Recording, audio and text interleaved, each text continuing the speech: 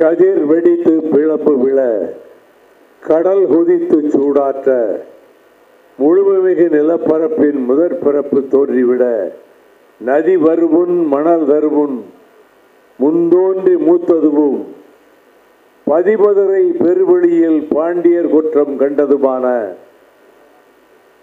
எங்கள் உயிரினும் மேலான செந்தமிழே வணக்கம். இந்திய உபகண்டத்தினுடைய வரலாற்றில் அழியா புகழ்பெற்ற மாபெரும் தலைவர்களில் ஒருவரும், விளிம்பு நிலை மக்களுக்கும் ஒடுக்கப்பட்ட மக்களுக்கும் அதிக வாய்ப்பை தருகின்ற இந்த காயிதே கல்லூரியினுடைய பொன்விழாவிற்கு பங்கேற்று சிறப்பிக்கின்ற என்னுடைய பெருமதிப்பிற்குரிய கண்ணியமிக்க ஜனாப் தாவூத் மியா கான் அவர்களே, பேராயர் தேவசகாயம் அவர்களே, முன்னாள் துணைவேந்தர் முனைவர் சாதிக் அவர்களே, இன்று உலகின் 85 நாடுகளிலே இருந்து தான் நிறுவிய விஐடி பல்கலைக்கழகங்களில் 85,000 மாணவர்கள் பயிலுகின்ற அரும்பெரும் சாதனையை,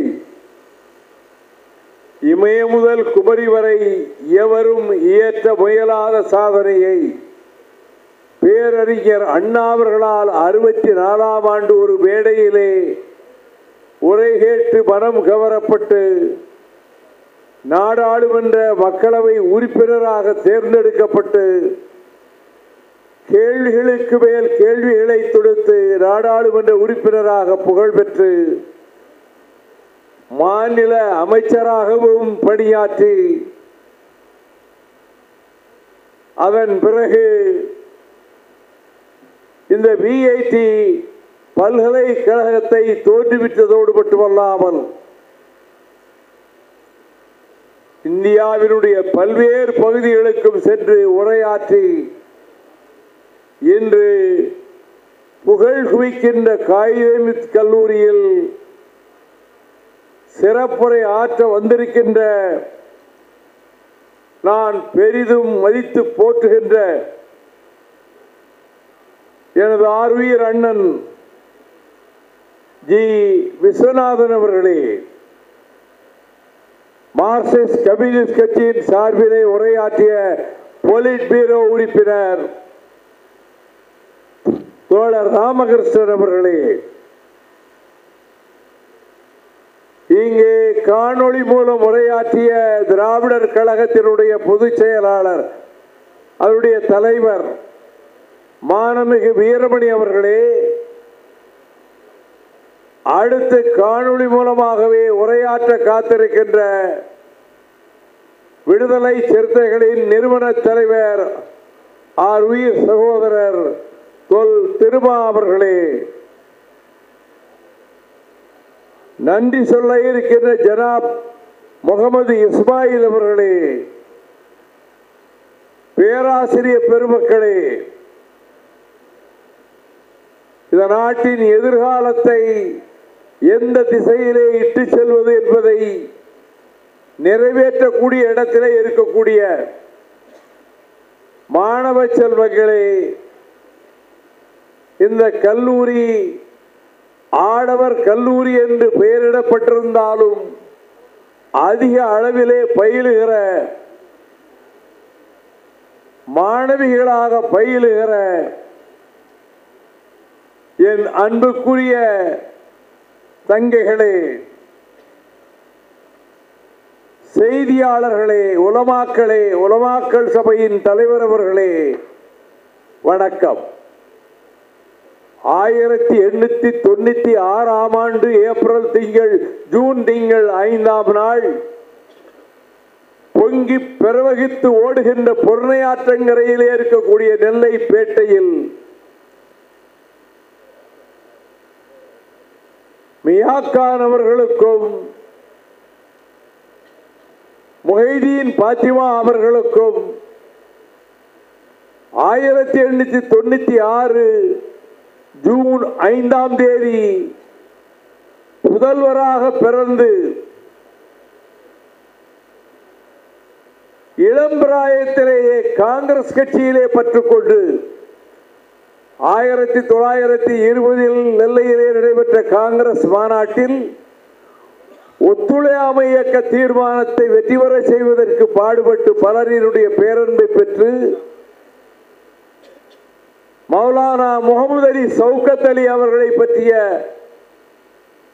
பற்றுதல் பாசத்தின் காரணமாக இணைந்து பணியாற்றி வந்த நிலையில் 1936ஆம் ஆண்டு காங்கிரஸ் கட்சியின் சார்பிலே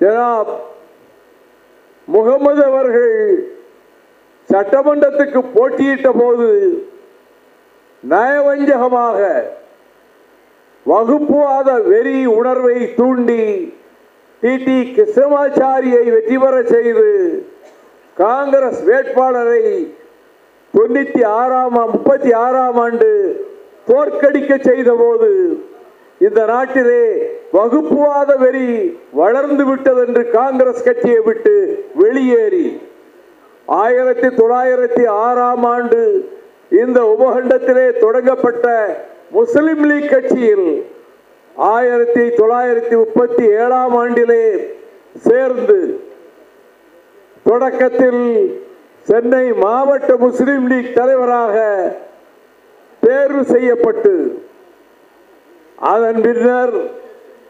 1946 முஸ்லிம்களுக்காக ஒதுக்கப்பட்ட தொகுதியில் போட்டியிட்டு சட்டமன்றத்துக்கு உறுப்பினராக சென்று 1952ஆம் ஆண்டு முதலாக ராஜ்யசபா அமைக்கப்பட்டு அதற்கு உறுப்பினர்கள் தேர்ந்தெடுக்கப்பட்ட போது தமிழ்நாட்டிலே இருந்து 18 உறுப்பினர்கள் தேர்ந்தெடுக்கப்பட வேண்டும். முதலில் தேர்ந்தெடுக்கப்படுகின்ற 6 பேருக்கு 2 ஆண்டுகள், இரண்டாவது தேர்ந்தெடுக்கப்படுகின்ற 6 பேருக்கு 4 ஆண்டுகள், மூன்றாவதாக தேர்ந்தெடுக்கப்படுகிற 6 பேருக்கு 6 ஆண்டுகள் என்ற வரிசையில் மூன்றாவதாக தேர்ந்தெடுக்கப்பட்டு 52லிருந்து 58 வரை அவர் மாநிலங்களவை உறுப்பினராக பணியாற்றி 1962 பொது தேர்தலில் கேரள மாநிலத்தின் மஞ்சேரி தொகுதியிலே முஸ்லிம் லீக் வேட்பாளராக போட்டியிட்டு வாக்காளர்களை சந்திக்காமலேயே பெருவெற்றி பெற்று மீண்டும் 1967ஆம் ஆண்டு அதே மஞ்சேரி தொகுதியில் வாக்கு கேட்காமலே 2ஆம் முறையும் மக்களவை உறுப்பினராக தேர்ந்தெடுக்கப்பட்டு மீண்டும் 3வது முறையாக 1971ஆம் ஆண்டில் அதே மஞ்சேரி தொகுதியிலே இருந்து நாடாளுமன்ற மக்களவைக்கு தேர்ந்தெடுக்கப்பட்டு முடிசூடா மன்னராக திகழ்ந்தவர் கண்ணியமிக்க காயிதே மில்லத் அவர்கள். மில்லத் என்றால் சமுதாயம், காயிதே என்றால் வழிகாட்டுபவர். ஆக சமுதாயத்துக்கு வழிகாட்டியவராக கண்ணியத்துக்குரிய காயிதே மில்லத் முகமது இஸ்மாயில் சாஹிப் அவர்கள் முதலாக 1959ஆம் ஆண்டில் சிராஜுல் மில்லத் அப்துல் சமத் அவர்கள் இந்த 2 தலைவர்களையும் சந்திக்க வைக்க வேண்டும் என்று காயிதே மில்லத் அவர்களையும் அறிஞர் அண்ணா அவர்களையும் சந்தித்த வைக்க போது அண்ணா அவர்கள் நெஞ்சிலே நீங்காத இடம் பெற்று அதற்கு பிறகு 1961ஆம் ஆண்டில் முத்தமிழ் அறிஞர் டாக்டர் கலைஞர் அவர்களிடத்தில் அறிஞர் அண்ணா அவர்கள் கண்ணியமிக்க காயிதே மில்லத் அவர்களை அறிமுகம் செய்து வைத்து 62 திராவிட முன்னேற்ற கழகத்தோடு இந்திய யூனியன் முஸ்லீம் லீக் உடன்பாடு கொண்டு 53ஆம் வருடம் வேலூர் நகரிலே நடைபெற்ற முஸ்லீம் லீக் மாநாட்டில்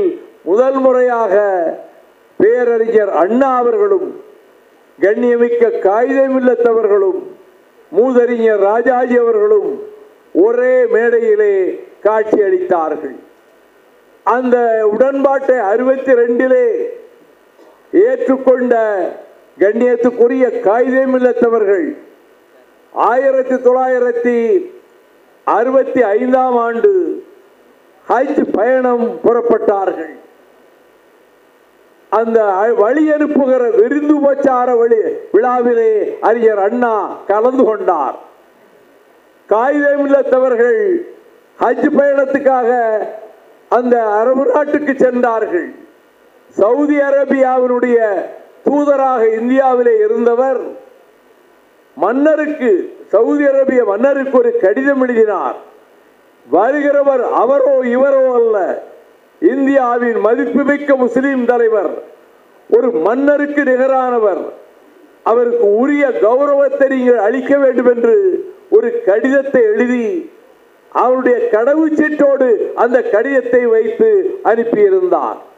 அதனுடைய பிரதியை மன்னருக்கும் அனுப்பியிருந்தார். ஆனால் சவுதி அரேபியாவுக்கு சென்ற நம்முடைய காகிதமில்லத்தவர்கள் அந்த கடிதத்தை அங்கிருந்த அதிகாரிகளிடம் காட்டவே இல்லை. தன் சகாக்களோடு போய் சாதாரணமாக அந்த குடில்களிலே தங்கிக் கொண்டார். வரவேண்டிய முஸ்லீம் தலைவர் வரவில்லையே என்று கவலைப்பட்ட சவுதி நாட்டு அந்த அரபு மன்னர் தன்னுடைய சேவகர்களை, இராணுவத்தினரை அனுப்பி இந்தியர்கள் தங்கியிருக்கக்கூடிய இடத்திற்கு சென்று இந்த பெயருக்குரிய தலைவர் அங்கே இருக்கிறாரா என்று பார்த்து, நான் அழைத்து வர சொன்னேன் என்று இந்த அரண்மனைக்கு அழைத்து வர வேண்டும் என்று அனுப்பி வைத்தார்கள். காகிதமில்லத்தவர்கள் மற்றவர்களோடு சேர்ந்து காய்கறி நறுக்கி கொண்டிருந்தார். பூட்ஸ் கால்களின் சத்தம் கேட்டது. ராணுவ வீரர்களும் காவலர்களும் உள்ளே நுழைந்தார்கள். எல்லோரும் திகைத்தார்கள். இங்கு எதற்காக இந்த வீரர்கள் வருகிறார்கள் என்று. இங்கே முகமது இஸ்மாயில் சாஹிப் இருக்கிறாரா என்று கேட்டார்கள். அவர் இருக்கும் இடத்தை சுட்டிக்காட்டினார்கள். அங்கு வந்தார்கள். உங்களுக்கு என்ன வேண்டும் என்று கேட்டார் காகிதமில்லத். மன்னர் அழைப்பு கொடுத்திருக்கிறார், உங்களுக்கு அரபு நாட்டினுடைய தூதர் ஒரு கடிதம் கொடுத்து அனுப்பினாராமே, அந்த கடிதம் உங்களிடம் இருக்கிறது, அதை கொஞ்சம் காட்டுங்கள் என்றார்கள். நான் அந்த கடிதத்தை கண்டேன், காட்ட வேண்டிய அவசியம் இல்லை என்று வைத்திருக்கிறேன் என்று கொடுத்தார். மன்னருக்கும் கடிதம் வந்திருக்கிறது, மன்னர் உங்களை அரண்மனையில் தங்குமாறு அழைத்து வர சொன்னார் என்று. நான் அரண்மனைக்கு வரமாட்டேன், என் சக இந்தியர்களோடு, இந்திய முஸ்லிம்களோடு இந்த குடில்களில் தான் தங்கியிருப்பேன் என்றார். அந்த வீரர்கள் அரசரிடம் போய் சொன்னார்கள். அவர் சகாக்களையும் அழைத்துக் கொண்டு இங்கே வர சொல்லுங்கள் என்றார். அதன் பின்னர் இவர்கள் சென்று உணவு மட்டும் அறிந்துவிட்டு, நான் இங்கு தங்க மாட்டேன், என் இந்திய மக்களோடு குடில்களிலே தங்கிக் கொள்கிறேன் என்று தங்கிக் கொண்டார். திடீரென்றவருக்கு விஷக்காய்ச்சல் வந்தது. காய்ச்சல் 104 டிகிரியை தாண்டிவிட்டது. மருத்துவம் செய்து கொண்டிருக்கிறார்கள். அப்பொழுது வந்து சொல்லுகிறார்கள், இந்த அரபு நாட்டிலே உயர்ந்த மருத்துவசாலை இருக்கிறது, அங்கே நீங்கள் வந்து சிகிச்சை பெற்றுக் கொள்ளலாம், அல்லது பாகிஸ்தான் அரசு மிகப்பெரிய மருத்துவமனையை இங்கே வைத்திருக்கிறது, அங்கே வந்து நீங்கள் சிகிச்சை பெறலாம் என்ற போது காகிதமில்லத் சொன்னார், இந்திய அரசினுடைய மருத்துவமனை எங்கே இருக்கிறது என்று கேளுங்கள், அங்கே என்னை கொண்டு போய் சேருங்கள். நான் மரித்தால், நான் மரணித்தால் என் மண்ணில் தான் நான் மரித்தேன் என்பது இந்திய அரசாங்கத்தினுடைய மருத்துவமனையில் தான் நான் இருக்க வேண்டும் என்று சொன்ன அந்த உணர்வை பெற்றவர் காகிதமில்லத்தவர்கள். 1962 வருடம் பிறந்தது. இந்தி சீனி பாய் பாய் என்று பஞ்சசீல மாநாட்டிலே, பாண்டூங் மாநாட்டிலே பண்டித ஜவஹர்லால் நேருவும் சீன தலைவர்களும் முழக்கமிட்டதற்கு பிறகு செஞ்சீனம் வஞ்சகமாக இமய பர்வதத்திலே படையெடுத்து சீன ராணுவம் கொண்டு வந்து குவிக்கப்பட்டு ஆயிரக்கணக்கான சதுர மைல்களை கபலீகரம் செய்து கொண்ட போது அப்பொழுது தழுதழுக்க பண்டித நேரு அவர்கள் வானொலியிலே பேசினார். பேரறிஞர் அண்ணா அவர்கள் வேலூர் மத்திய சிறைச்சாலையிலே அடைக்கப்பட்டிருந்தார். வானொலியிலே அந்த பேச்சை கேட்டார். அதன் பிறகு அண்ணா அவர்கள் நேருவுக்கு அவர் தகவல் அனுப்பினார், பதில் அனுப்பினார். நாட்டுக்கு ஆபத்து வந்திருக்கக்கூடிய இந்த நேரத்தில் நாங்கள் உங்களுக்கு பக்கபலமாக இருப்போம்.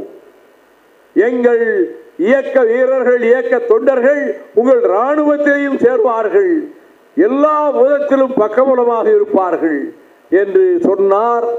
வேலூர் சிறையிலிருந்து வெளிவந்த போது கோட்டைவெளி மைதானத்திலே பேசினார். வீடு இருந்தால்தான் ஓடு மாற்றிக்கொள்ள முடியும். எனவே பிரிவினை கோரிக்கையை தள்ளி வைக்கிறேன். கூரிய கொம்புகளை உடைய மாடு வேகமாக வருகிறது. நான் எதிரிலே போய் மோத இப்பொழுது விரும்பவில்லை. நான் திண்ணையிலே ஏறி நின்று கொள்வேன். கூரிய கொம்புகளுடைய மாடு சென்றதற்கு பிறகு அதுவரை குடையை விரித்துக் கொண்டிருந்த நான் மீண்டும் குடையை விரித்துக் கொண்டு வருவேன் என்றும் அந்த வேலூர் கோட்டைவெளி மைதானத்திலே பேசினார்.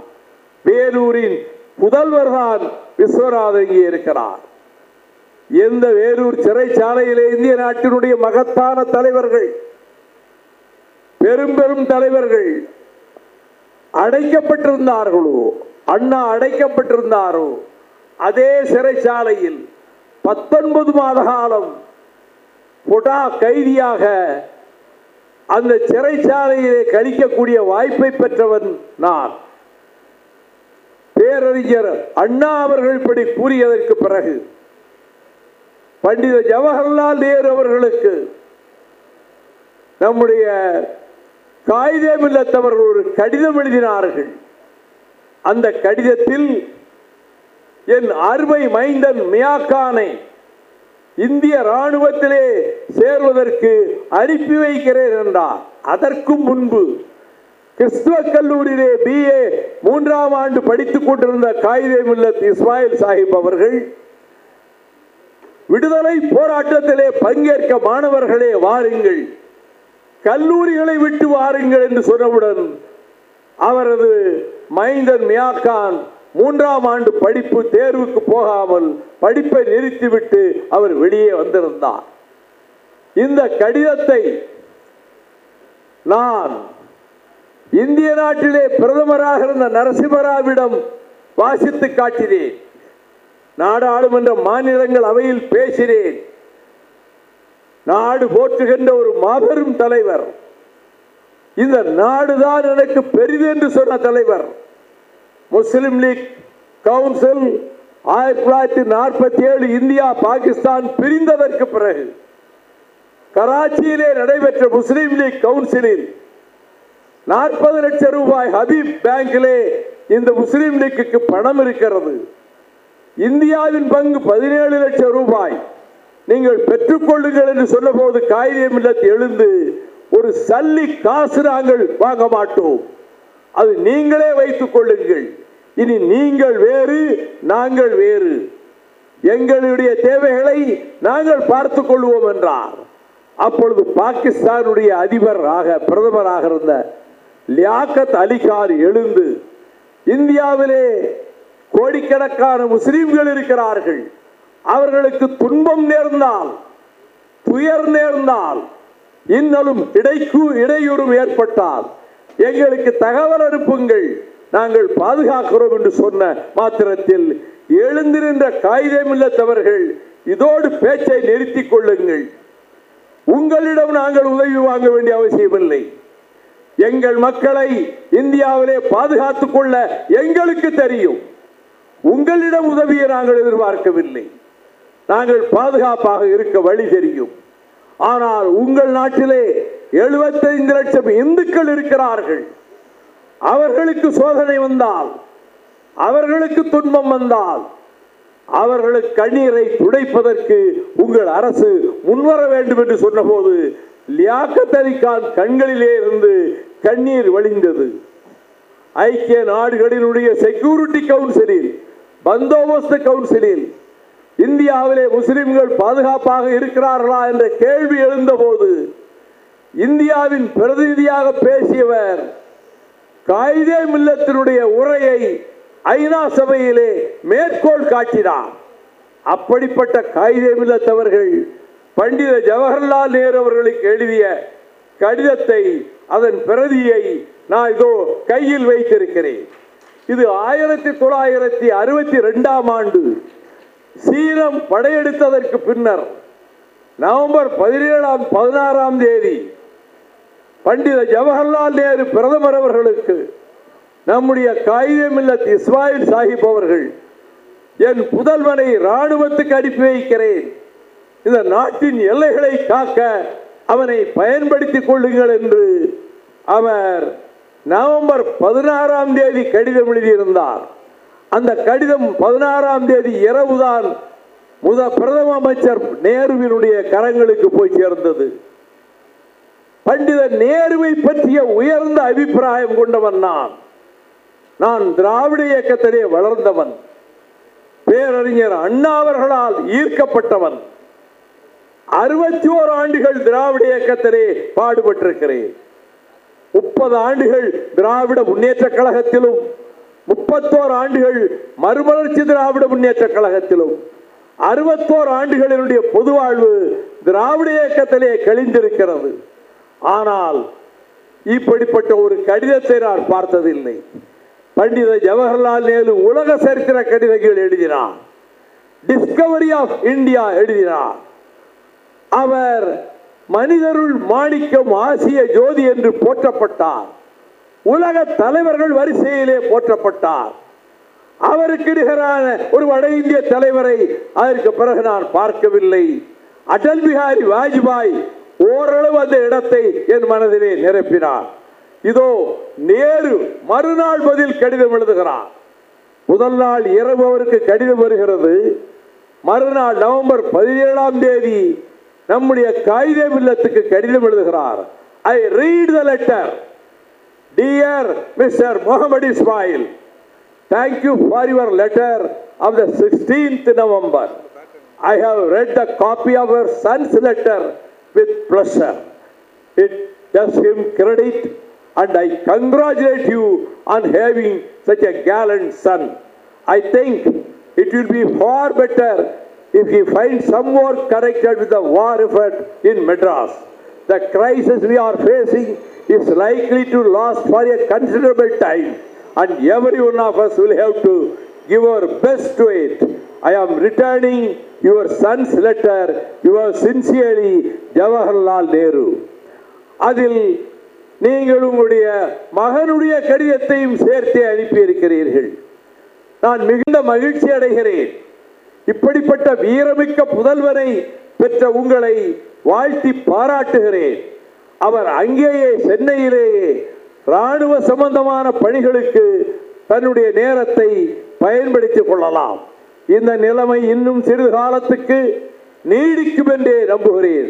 நம்மால் இயன்ற சக்தியை நாட்டை காக்க தருவோம் என்று நேரு எழுதிய கடிதத்தை நரசிம்மராவிடத்திலே காட்டினேன். அப்படிப்பட்ட தலைவருக்கு அஞ்சல் தலை வெளியிடுங்கள். மாபெரும் தலைவர், இந்து முஸ்லிம் ஒற்றுமைக்கு பாடுபட்ட தலைவர், நாட்டின் உரிமைகளை பாதுகாக்க போராடிய தலைவர்.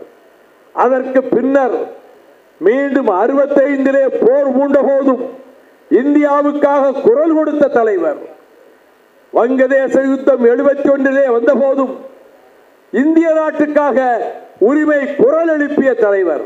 அந்த தலைவருக்குத்தான் இங்கே அவருடைய பெயரிலே அமைந்திருக்க கல்லூரியில் பொன்விழா நடைபெறுகிறது.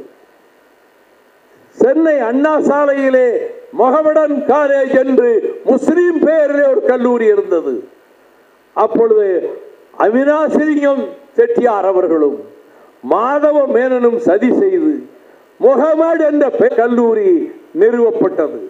எண்ணற்ற கல்லூரிகள் இன்றைக்கு இஸ்லாமிய மக்களால் தொடங்கப்பட்டு விட்டன. மாவட்டத்துக்கு மாவட்டம் நிறைய கல்லூரிகள் தொடங்கப்பட்டு விட்டன.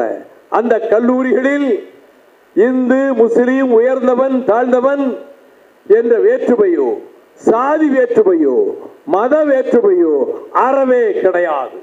செக்குலரிசத்துக்கு what is the example? I would say Qaida Millat College is an example for secularism. மதச்சார்பற்ற தன்மைக்கு காயிதே மில்லத் கல்லூரி தான் உதாரணம். இங்கே இந்துக்களை சேர்ந்த மாணவர்களும் இருக்கிறார்கள், ஒடுக்கப்பட்டவர்கள் பட்டியலினத்தை சேர்ந்தவர்கள் பல்வேறு சமூகங்களை சேர்ந்தவர்களும் இருக்கிறார்கள்.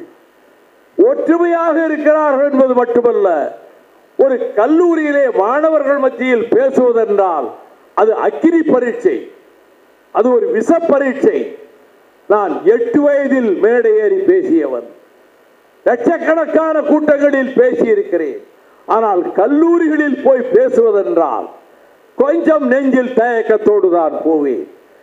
மாணவர்கள் பொறுமையாக பேச்சை கேட்க மாட்டார்கள். அந்த கூட்டங்களிலே சலசலப்பு ஏற்படும், எதிர்ப்பு குரல் ஏற்படும். ஆனால் இங்கே பார்க்கிறேன், ஊசி விழுந்தால் ஓசை கேட்கிற அளவுக்கு இந்த கல்லூரி மாணவர்கள் அமைதி காக்கிறார்கள். இந்த கட்டுப்பாட்டையும் இந்த கண்ணியத்தையும் இவர்களுக்கு பயிற்றுவித்த பேராசிரியர்களுக்கும் கல்லூரி நிர்வாகத்துக்கும் என்னுடைய பாராட்டுக்களை தெரிவித்துக் கொள்ளுகிறேன். அவர் கண்ணியத்துக்குரிய காயிதே மில்லத் அவர்கள் தன்னுடைய இந்த நாட்டிலே இருக்கக்கூடிய இஸ்லாமியர்களுக்கு நாங்கள் பாதுகாத்துக் கொள்வோம் என்று பாகிஸ்தானுக்கு பிரகடனம் செய்ததோடு யுத்தங்கள் வந்தபோது தன் புதல்வனையே போர்க்களத்துக்கு அனுப்ப தயாராக இருந்தார். 1966ஆம் ஆண்டில் சட்டக்கல்லூரி மாணவனாக இருந்த நானும் அப்பொழுது மாணவர் தலைவராக இருந்த விருதுநகர் சீனிவாசனும் அவர் தன்னுடைய மனைவி பங்குக்கு வந்த சொத்திலே இருக்கக்கூடிய பகுதியை வைத்து குரோம்பேட்டையிலே 5 கிரவுண்ட் இடம் வாங்கி அதிலே வீடு கட்டி குடியிருந்த போது அவர் டெல்லிக்கு சென்று விட்டு விமானத்தில் வந்தாலும் ரயிலிலே இறங்கி தாம்பரத்துக்கு ரயிலிலே தொடர் வண்டியிலே வந்து அங்கிருந்து ஜட்கா வண்டியிலே குதிரை வண்டியிலே ஏறி தன்னுடைய வீட்டுக்கு வருவார். எளிமையானவர், எளிமையின் வடிவமானவர். அரசியல்வாதி என்றால் காயிதே மில்லத்தை போல இருக்க வேண்டும், நேர்மையானவராக இருக்க வேண்டும், எளிமை தூய்மை ஒழுக்கம் கொண்டவராக இருக்க வேண்டும். நாங்கள் இருவரும் அவரை பார்க்க சென்றோம். நாங்கள் கல்லூரி மாணவர்கள் என்று சொல்லி துண்டு சீட்டை அனுப்பினோம். நாங்கள் உள்ளே நுழைகிற போது 6 அடி உயரம் ஆஜானுபாகவான தோற்றம் கொண்ட கண்ணியத்துக்குரிய காயிதே மில்லத் அவர்கள் எழுந்து நின்று 2 அடி முன்னால் எட்டு வைத்து, வாருங்கள் தம்பிகளே, வாருங்கள் அமருங்கள் என்று சொன்னார். நாங்கள் திடுக்கிட்டு போனோம். ஒரு மாபெரும் தலைவர், நாம் வெறும் கல்லூரி மாணவர்கள் எழுந்து நின்று வரவேற்று அமரச் சொல்கிறாரே என்று ஒரு 40 நிமிடம் உரையாடிவிட்டு அவர் கொடுத்த தேநீரையும் பருகிவிட்டு எழும்போது அவரும் எழுந்து வாயில் வரை வந்தார். அன்றுதான் நான் தெரிந்து கொண்டேன், நம்மை தேடி யார் வந்தாலும் சரி, அவன் அன்றாட கூலி தொழிலாளியாக இருந்தாலும் சரி, இந்த சமூகத்தின் அடித்தளத்திலே அவன் நசுக்கப்பட்டவனாக இருந்தாலும் சரி, எழுந்து நின்று வரவேற்க வேண்டும், நாற்காலிலே உட்கார வைக்க வேண்டும், போகும்பொழுது வாசல் வரை சென்று அனுப்பி வைக்க வேண்டும். இந்த பண்பாட்டை கண்ணியத்துக்குரிய காயிதே மில்லத் அவர்களிடம் அன்று என்னுடைய நெஞ்சிலே நான் வரித்துக் கொண்டேன். அந்த காயிதே மில்லத் அவர்கள்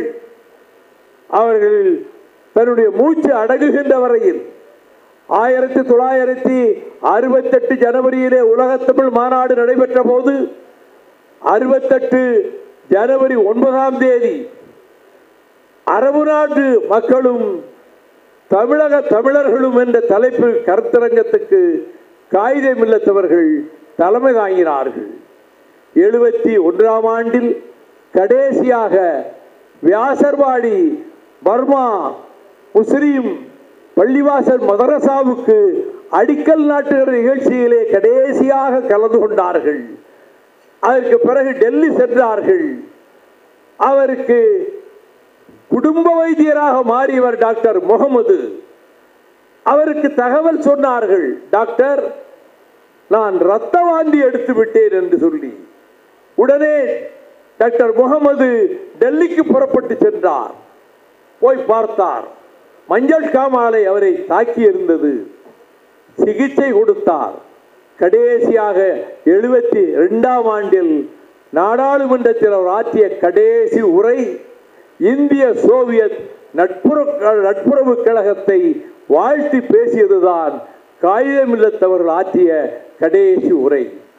அவர் உயிர் பிரிவதற்கு முன்பு முத்தமிழறிஞர் டாக்டர் கலைஞர் அவர்கள் அவரை சந்தித்த போது, எங்கள் சமுதாயத்தை நீங்கள் பாதுகாத்து வருகிறீர்கள், அவர்கள் பாதுகாப்பு உங்கள் கரங்களில் இருக்கிறது என்று கடைசி வார்த்தைகளாக அவர் உதித்தார் என்று நெஞ்சுக்கு நீதியிலே கலைஞர் அவர்கள் எழுதியிருக்கிறார்கள். அழியா புகழ்பெற்ற கண்ணியத்துக்குரிய காகிதமில்லத்தவர்கள் பெயரால் நீங்கள் கல்லூரி நடத்துவதும் பொன் விழா நடத்துவதும் 75ஆம் ஆண்டிலே தொடங்கப்பட்ட கல்லூரிக்கு 2025ஆம் ஆண்டிலே பொன் விழா நடைபெறுகிறது. இந்த விழா சீரோடும் சிறப்போடும் நடத்தப்பட்டிருக்கிறது. என்னை ஒரு பொருட்டாக மதித்து நம்முடைய தாவ் மியாகான் அவர்கள் அவசியம் நீங்கள் வர வேண்டும், பங்கெடுக்க வேண்டும் என்று சொன்னபோது அதற்கு அவர் கூறிய வார்த்தை, ஸ்டாம்ப் வெளியிடுவதற்கு சில பேர் எதிர்ப்பு தெரிவித்த போது நீங்கள் நாடாளுமன்றத்திலும் பேசினீர்கள், நாட்டு பிரதமரிடமும் வாதாடினீர்கள், அவருடைய அஞ்சல் தலை வெளியிடப்பட்டதை நாங்கள் மறக்கவில்லை, உங்களை நாங்கள் இஸ்லாமிய சகோதரர்களுக்கு என்றைக்கும் துணையாக இருப்பவர்கள் என்ற முறையிலே நான் இந்த வேளையில் ஒன்றை தெரிவித்துக் கொள்கிறேன். மதத்தின் பெயரால் பகைமையை உண்டாக்குகிறவன் எவனோ அவன் இந்த நாட்டினுடைய முதல் நம்பர் ஜென்ம விரோதி. அவன் யாராக இருந்தாலும் சரி, கவர்னராக இருந்தாலும் சரி, அதற்கு மேற்பட்ட பதவியில் இருப்பவனானாலும் சரி, மதத்தின் பெயரால் கலவரத்தை உண்டாக்க நினைக்கின்றவன் இந்த நாட்டினுடைய முதல் நம்பர் விரோதி. இந்துக்களும் முஸ்லிம்களும் கிறிஸ்தவர்களும் பார்சிக்காரர்களும் சுயமரியாதை பகுத்தறிவு உணர்வு கொண்டவர்களும் ஒற்றுமையாக வாழ்கிற இந்த நாட்டில் மதத்தின் பெயரால் ரத்தம் சிந்த வைக்கலாம் என்று நினைத்தீர்களானால் அன்றைக்கு உலக உத்தமர் இன்றைக்கு பராக் ஒபாமா தன் அறையிலே யார் படத்தை வைத்திருக்கிறார்? காந்தியார் படத்தை. நெல்சன் மண்டேலா தன் அறையில் எந்த படத்தை வைத்திருந்தார்? காந்தியார் படத்தை. அப்படிப்பட்ட உலக உத்தமர் காந்தியார் கொல்லப்பட்ட போது இந்த நாட்டுக்கு காந்தி தேசம் என்று பெயர் வைக்க சொன்னவர் தந்தை பெரியார் அவர்கள். அந்த காந்தியார் பெயரையும் அப்புறப்படுத்துவதோடு காந்தியாரை படுகொலை செய்ய காரணமாக இருந்த கொடியவன் நாதுராம் விநாயக கோட்சேக்கு ஆலோசனை சொல்லிக் கொடுத்து அவன் கைகளிலே கைத்துப்பாக்கி போய் சேருவதற்கும் வழிவகுத்து பிரிட்டிஷ்காரன் அந்தமான் சிறையிலே போட்டபோது 2 தடவை பிரிட்டிஷ்காரனிடம் மன்னிப்பு கேட்டு உங்கள் அரசுக்கு நான் விசுவாசமாக நடந்து கொள்வேன், என்னை விடுதலை செய்யுங்கள் என்று மடிப்பிச்சை கேட்ட சாவர்கர். அந்த சாவர்கர் இந்த நாட்டினுடைய முதல் நம்பர் விரோதி என்று நான் சொல்லுவேன். அவர் படத்தை நீங்கள் மைய மண்டபத்திலே திறந்து வைத்ததால் மைய மண்டபத்தினுடைய அலங்காரமும் மைய மண்டபத்தினுடைய பெருமையும் சீர்குலைந்து போய்விட்டது என்று நான் கூறுகிறேன்.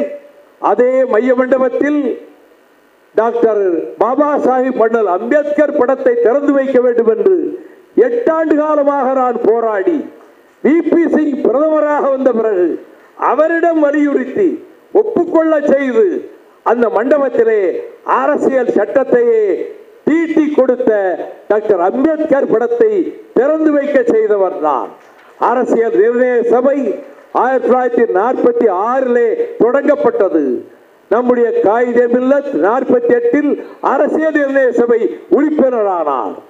49ஆம் வருடம் செப்டம்பர் மாதம் 14ஆம் தேதி இந்திய நாட்டுக்கு எந்த மொழி ஆட்சி மொழியாக, தேசிய மொழியாக, பொது மொழியாக இருக்க வேண்டும் என்ற போது பெரும்பாலோர் இந்தி என்று கூச்சலிட்ட போது நமது பெருமகன் காயிதே மில்லத் அவர்கள் எழுந்து நின்று, கொஞ்சம் நிறுத்துங்கள், உலகிலேயே பழமையான மொழி, இலக்கண இலக்கிய வளம் கொண்ட மொழி, உலக மொழிகளுக்கெல்லாம் உயர்ந்த செந்தமிழ் மொழி என் தாய்மொழி தமிழ்தான்.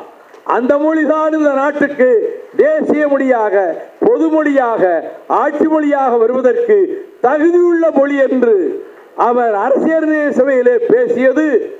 அரசியல் நிர்ணய சபை தொகுப்புகள் இருக்கிறதே, வால்யூம்ஸ், அதில் 9வது வால்யத்தில் 1471ஆம் பக்கத்திலிருந்து 1474ஆம் பக்கம் வரை காயிதே மில்லத் பேச்சு, தமிழை பற்றி பேச்சு இருக்கிறது. நான் ஆதாரத்தோடு இதை குறிப்பிடுகிறேன். இத்தகைய பெருமை இந்த நாட்டிலே வேறு எந்த தலைவருக்கும் கிடைக்கவில்லை. அந்த மாபெரும் தலைவருக்கு, இந்து முஸ்லிம் ஒற்றுமைக்கும் நாட்டின் பாதுகாப்புக்கும் திராவிட இயக்கத்துக்கும் அரணாக இருந்த அந்த பெருமகனார் புகழ் காருள்ள அளவும் கடல் நீருள்ள அளவும் இந்த புவியுள்ள அளவும் இந்த நதிகளும் மலைகளும் செடிகளும் கொடிகளும் இருக்கும் வரையிலும் அவர் புகழ் நிலைத்திருக்கும், நீடித்திருக்கும். காயிதே மில்லத் புகழ் மேலோங்கி வாழ்க என சொல்லி இந்த கல்லூரி இன்னும் விரிவு பெற்று, இன்னும் அதிக வகுப்புகளை பெற்று, நீங்கள் பெற வேண்டிய இடத்தையும் காட்டிலாக்காவிலே இருந்து நீங்கள் பெற்று, அதற்குரிய சூழ்நிலை உருவாகி பல்லாயிரக்கணக்கான மாணவ மாணவிகள் இந்த கல்லூரியிலே பயில்கிறார்கள் என்ற நிலை எதிர்காலத்திலே உருவாகும் என சொல்லி எனக்கு இந்த வாய்ப்பை தந்தமைக்காக மீண்டும் ஒருமுறை என் நெஞ்சம் நிறைந்த நன்றியை தெரிவித்துக் கொள்கிறேன். வாழ்க காயிதே மில்லத் புகழ். நன்றி, வணக்கம்.